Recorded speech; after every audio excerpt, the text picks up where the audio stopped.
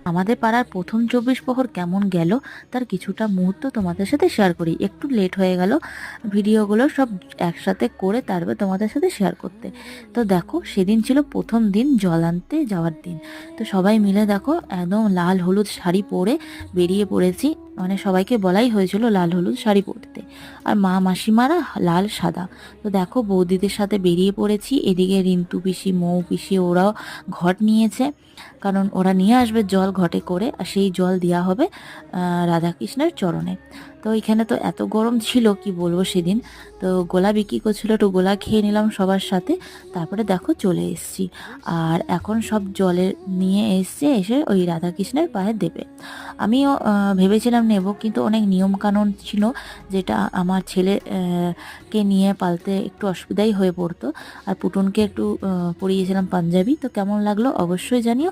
Next পার্টে দেখা হচ্ছে।